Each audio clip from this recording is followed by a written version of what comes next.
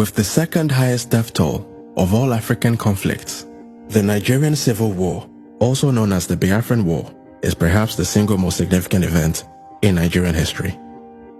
This 3-year conflict, which raged on from the 6th of July 1967 till the 15th of January 1970, would claim the lives of over 100,000 soldiers and an estimated 2 million civilians, as the Nigerian government, led by General Yakubu Gowon, fought to prevent the secession of the self-proclaimed Republic of Biafra, which was led by General Chukwuemeka Odumegu Ojukwu.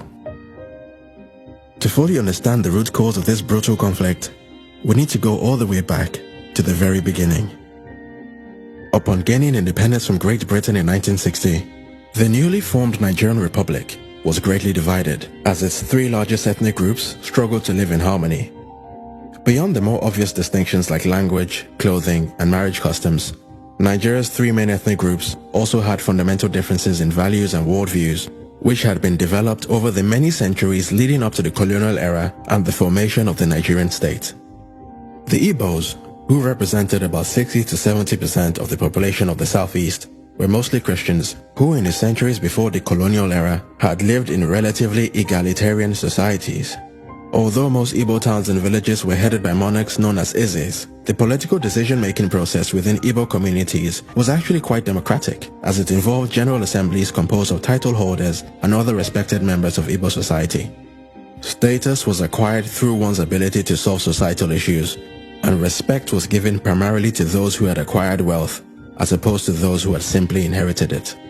The character of Okonkwo in the book Things Fall Apart by renowned Nigerian author Chinua Achebe was in many ways the perfect illustration of the uniquely Igbo vision of the self-made man. The Igbo's particular appreciation for wealth creation through hard work is undoubtedly the main reason why many of Nigeria's champions of industry have been of Igbo ancestry. By contrast, the majority Muslim Hausa Fulani, which represented about 65% of the northern population, had lived for many years in feudal societies in which large working-class populations were ruled by a small theocratic elite composed of emirs and sultans. As their political leaders often doubled as religious leaders, compliance and submission to the will of the political establishment was not simply a civic duty, but a religious one.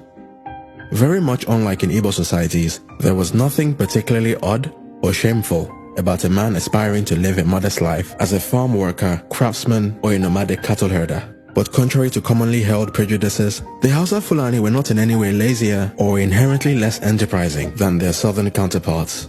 They simply had a deeper appreciation for religious discipline and had a more socially conservative worldview. However, there is no denying the fact that while the unquestioning submissiveness of northern societies to the theocratic establishment guaranteed internal stability and order, it also meant that the north was a lot less economically vibrant. Northerners were generally less open to new ideas and often completely rejected secular education in favor of Islamic education. Demonstrating the extent of Nigeria's north-south divide, some studies estimated that as at Nigeria's independence in 1960, northern Nigeria had an English literacy rate of just 2%, compared to the southeast, which had an English literacy rate of 19.2%. The Yorubas, which formed about 75% of Nigeria's southwestern population, were in many ways a sort of halfway house between the Igbos and the Hausa Fulani, both in terms of their religious affiliation and their political history. Although also majority Christian, they nevertheless had significant populations of Muslims as well as followers of the ancient Yoruba religions. In simple terms, the traditional Yoruba political structure was basically less autocratic than the Hausa Fulani, but not as democratic as the Igbo. For centuries, Yoruba societies were ruled by kings known as Obas, who governed in close consultation with chiefs, priests, and priestesses. Culturally, the Yorubas were quite similar to the Igbo in their appreciation for individual drive and ambition. However, the Yorubas tended to channel their energies towards excellence in the arts and academia, as opposed to pure industry and wealth creation. Many often point to the Yorubas' deep appreciation of the arts as the reason why many of Nigeria's most prominent cultural icons, such as Afrobeat legend Fela Kuti and the Nobel Prize laureate Professor Wole Soyinka, have been of Yoruba ancestry. But to say that the differences between Nigeria's 3 main tribes meant that every Igbo, Yoruba, or Hausa Fulani person hated anyone who wasn't from their tribe would be very far from the truth. In reality, most Yoruba societies got on well enough with Igbo societies. The main culture clash, if you like, was between the Hausa Fulanis of the north and the two major ethnic groups of the south. Prior to the colonial era, ancient Yoruba kingdoms such as the Oyo Empire had for many years suffered under several waves of jihadi attacks by the Islamic Sokoto Caliphate of the north, led by the famous Sultan Uthman Dan Fodio. Now, although the Igbos did not have a similar history of warring with the Hausa Fulani, the British colonial enterprise would create the perfect environment for the sharp differences between these two tribes to be brought to the forefront. In 1914, British High Commissioner Frederick Lugard effectively created the country we know today as Nigeria by bringing the northern and southern regions together in the now infamous Nigerian amalgamation of 1914.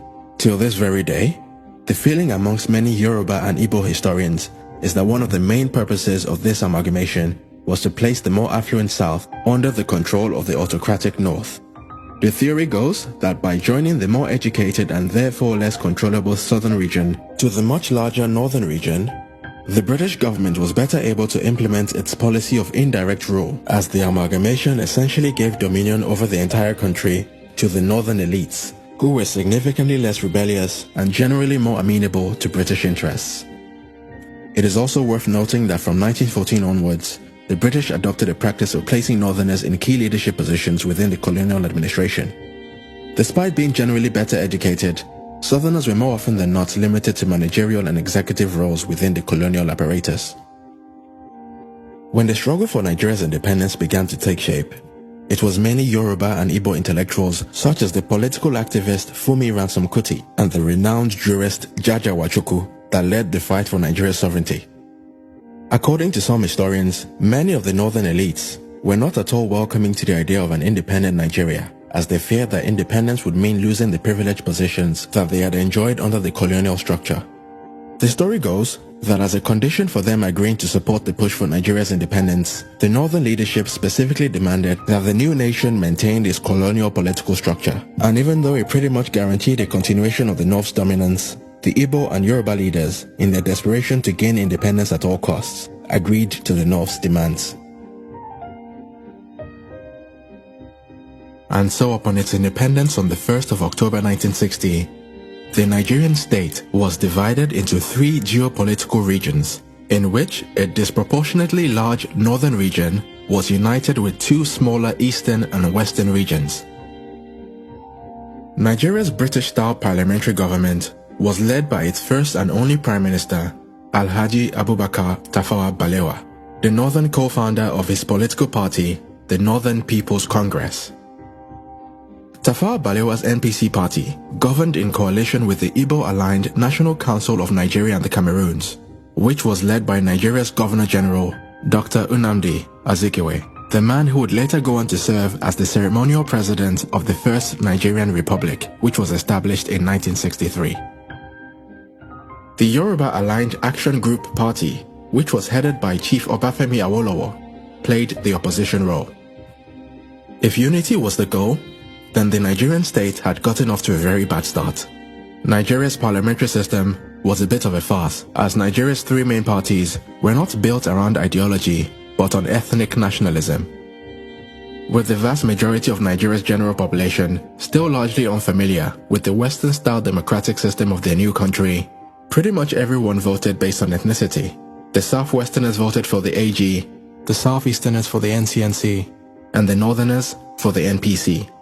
And as the northern region was by far the largest constituency, the NPC was basically guaranteed control over Nigeria, as none of the other two parties could compete with the NPC's large northern voting base.